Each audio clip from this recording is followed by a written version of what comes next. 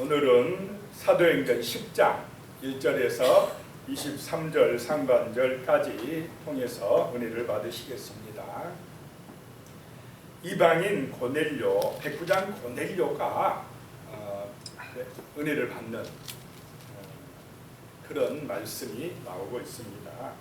1절에 보면 가이사라에 고넬료라 하는 사람이 있으니 이달리아 부대라 하는 군대의 백부장이라. 이 가이사라 지역 항구 도시입니다. 지중해를 끼고 있는 항구 도시에 로마의 군대가 주둔하고 있었습니다.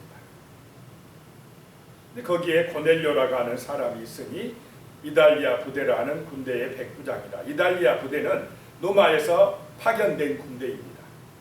순수한 로마 정규군입니다. 그러니까 그 군대의 백부장 하면 이방인이요 로마 사람이다 라고 하는 것입니다.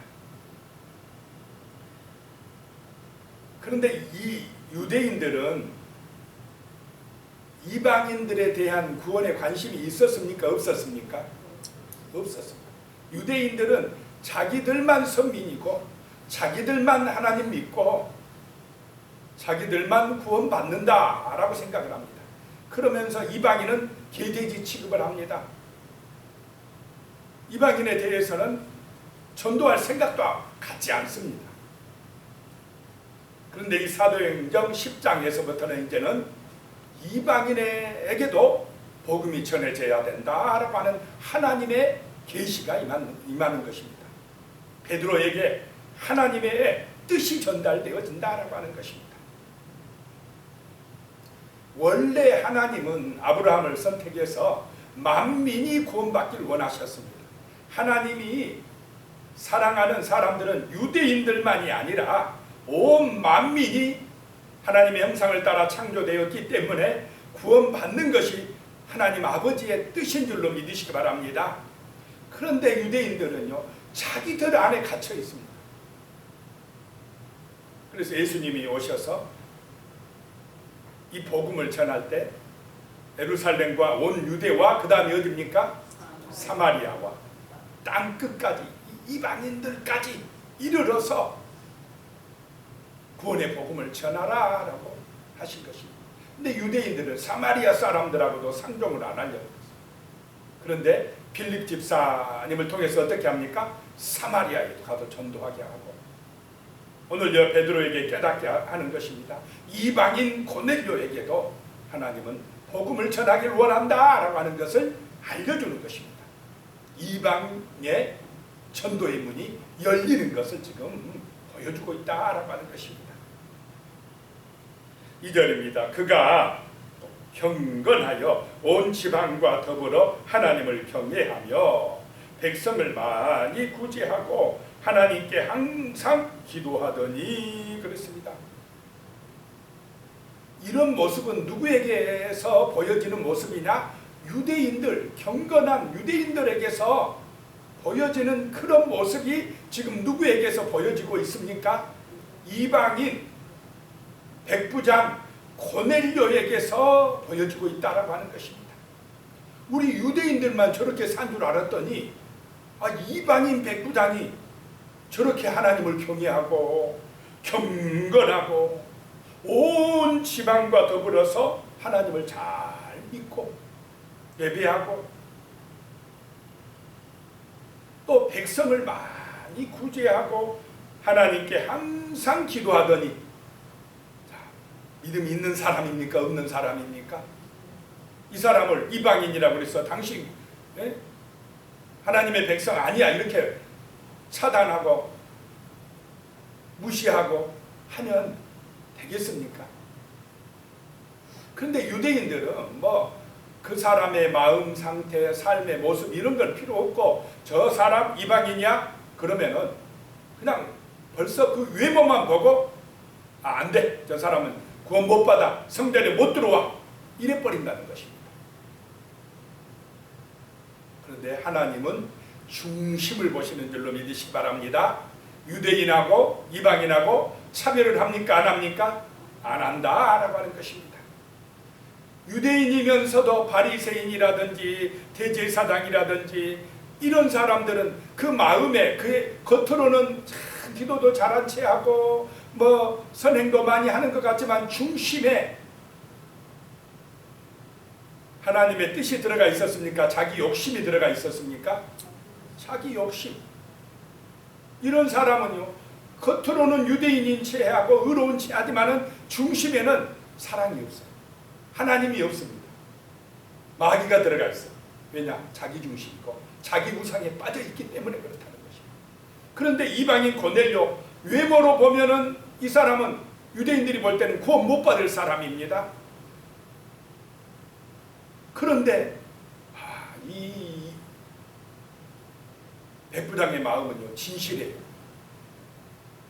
진실로 하나님을 사랑하는 사람입니다. 그래서 백성을 많이 구제했다라고 하는 것입니다. 백성을 많이 구제해요. 어떤 백성이냐? 로마 사람도 아니고 이스라엘 사람들, 그 지역의 식민지 백성을 사랑했다, 많이 구제했다는 것은 중심에서 그들을 사랑했다, 그들의 영혼을 사랑했다라고 하는 것입니다.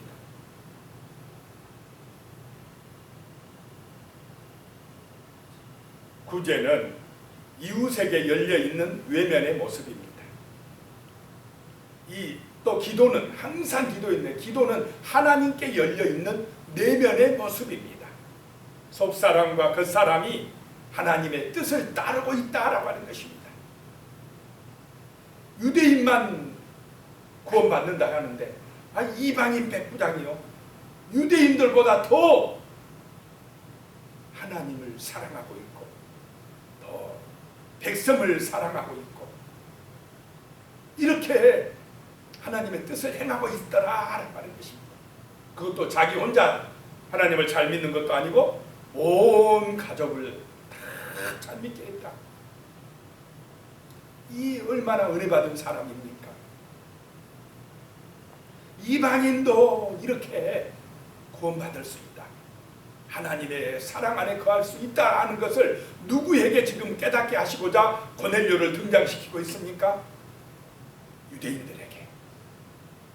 또 사도들 중에도 베드로는 이방 전도 하려고 합니까? 안 합니까? 안 해요.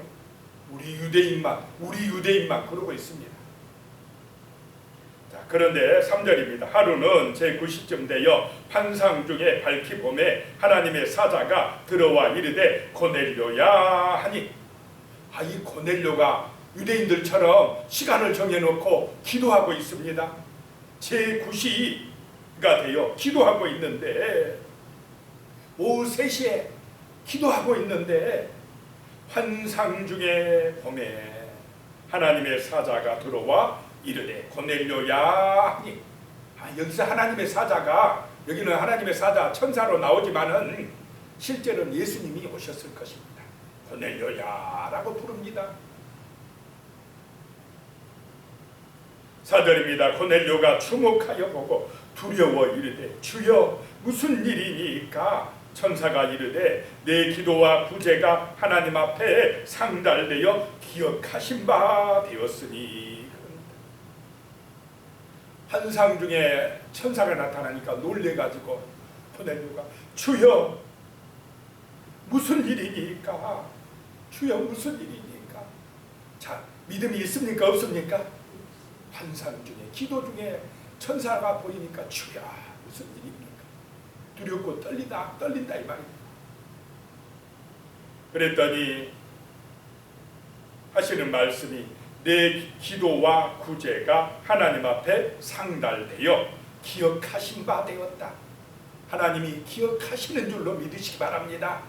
그 중심에서 늘 하나님을 향하여 기도하고 항상 기도하고, 또 바깥으로는, 외적으로는 그 사람들, 영혼들을 사랑하는 그 아름다운 구제가 하나님이 다 기억했다, 이렇게 말씀하는 것입니다.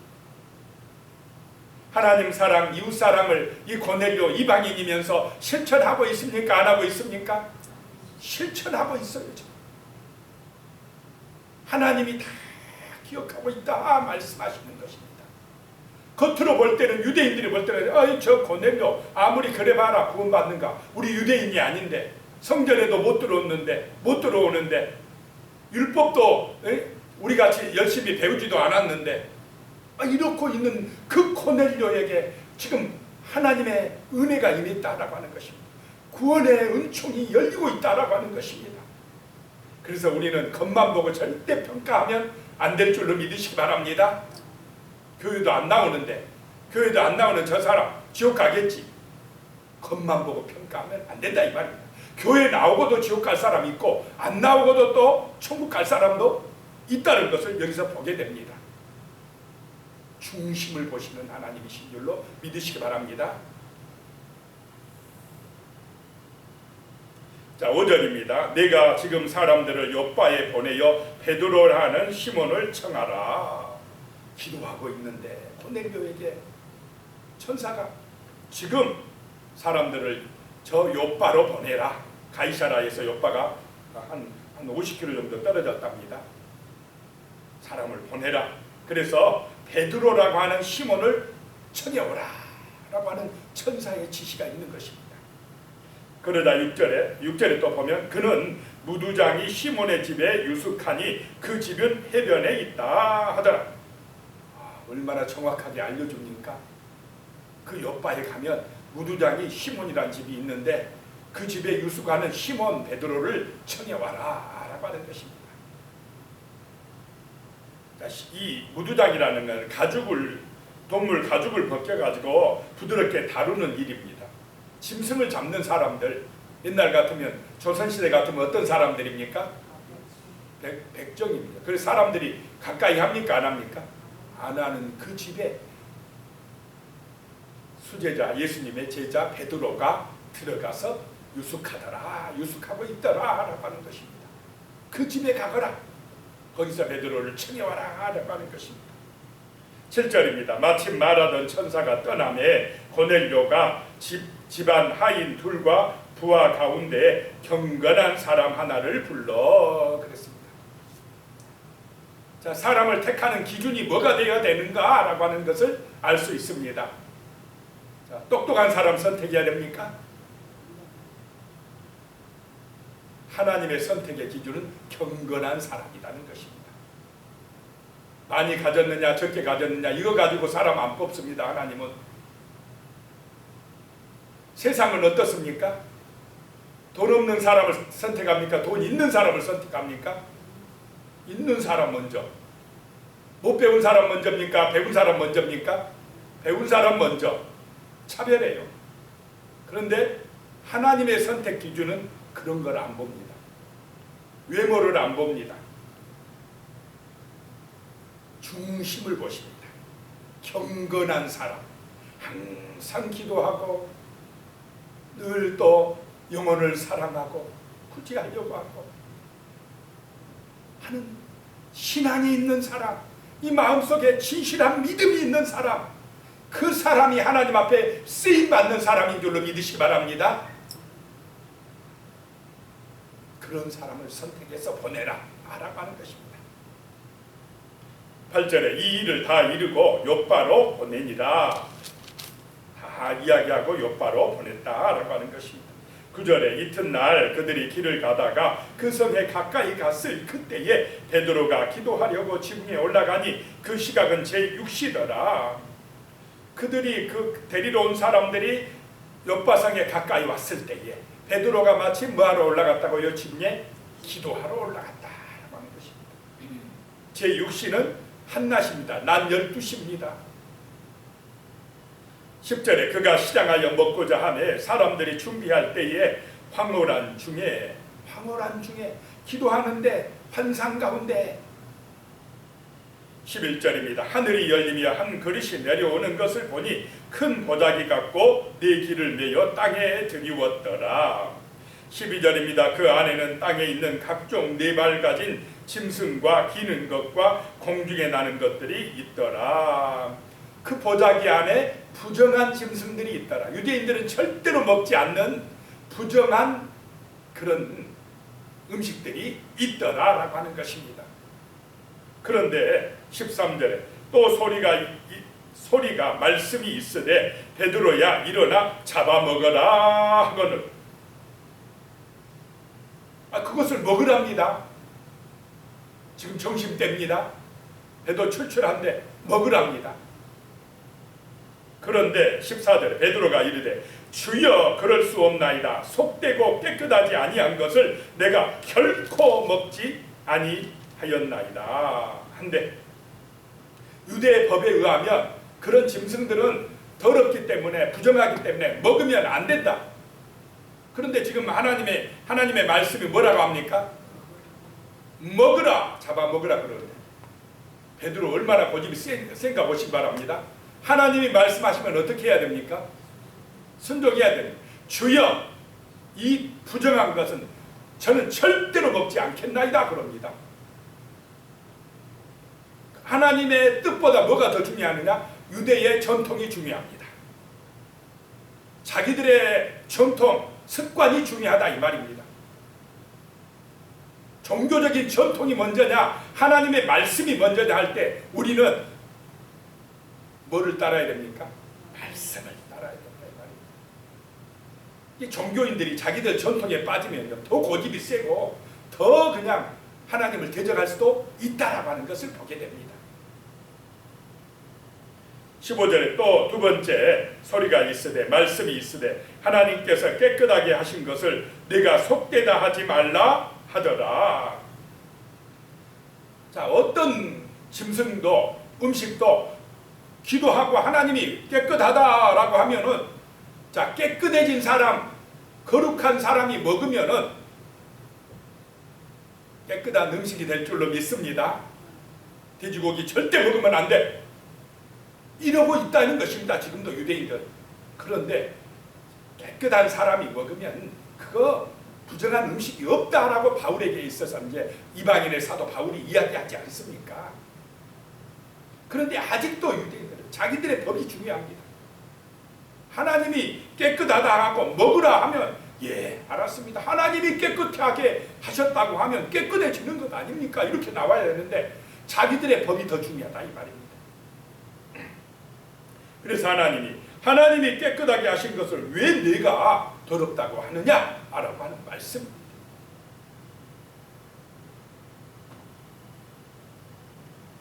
16절에요. 이런 일이 3번 있은 후 그 그릇이 곧 하늘로 올려져 가니라. 베드로는 꼭 이런 3번 부인하고 또 여기서는 3번 거절하고 그런 거 봅니다. 자, 17절입니다. 베드로가 본 바 환상이 무슨 뜻인지 속으로 의아해하더니 마침 고넬료가 보낸 사람들이 시몬의 집을 찾아 문 밖에 서서 그 환상이 뭔지를 몰라가지고 의아해하고 있을 때에 그때 마침 고넬료가 보낸 사람들이 왔다라고 하는 것입니다. 18절에 불러 묻되 베드로라 하는 시몬이 여기 유숙하느냐 하거늘. 19절입니다. 베드로가 그 환상에 대하여 생각할 때에 성령께서 그에게 말씀하시되 두 사람이 너를 찾으니. 자, 베드로에게 또 성령께서 말씀하시고 앞에는 고넬료에게 하나님의 천사가 말씀하시고 두 사람에게 역사해서 지금 만나게 하신다라고 하는 것입니다. 20절입니다. 일어나 내려가 의심하지 말고 함께 가라. 내가 그들을 보내었느니라 하시니. 21절에요. 베드로가 내려가 그 사람들을 보고 이르되 내가 곧 너희가 찾는 사람인데 너희가 무슨 일로 왔느냐 물으니. 22절입니다. 그들이 대답하되 백부장 고넬료는 의인이요 하나님을 경외하는 사람이라 유대 온 족속이 칭찬하더니 그가 거룩한 천사의 지시를 받아 당신을 그의 집으로 청하여 말을 들으려 하느니라 한데, 말을 들으려 한다 이 말은 예수의 복음을 들으려 한다라고 하는 것입니다. 23절에 베드로가 불러들여 유숙하게 하니라. 베드로가 은혜를 받습니다. 그 이방인 백부장 고넬료가 보낸 사람들을 들어와서 자게 하고 유숙하게 하고 이제 다음 날 떠나겠다라고 하는 것입니다. 자, 베드로에게 정말 이방인에게도 이렇게 복음을 전하게 하신다는 하나님의 뜻을 알게 하는 사건인 줄로 믿으시기 바랍니다. 기도하겠습니다. 하나님 아버지, 우리가 종교적인 편견에 빠져 있을 수 있습니다. 유대인들이 자기들만 선민이고 자기들만 구원받는다고 생각하며 오직 유대인에게만 전도하려고 하는데, 하나님께서는 이 사도행전 10장을 통해서 정말 이방인에게도 복음이 전해져야 된다는 사실을 깨닫게 하시고자 합니다. 이 이방인 백부장 고넬료가 정말로 하나님을 사랑하고 또 백성을 사랑하는 그런 진실한 믿음의 사람임을 보여주고 있습니다.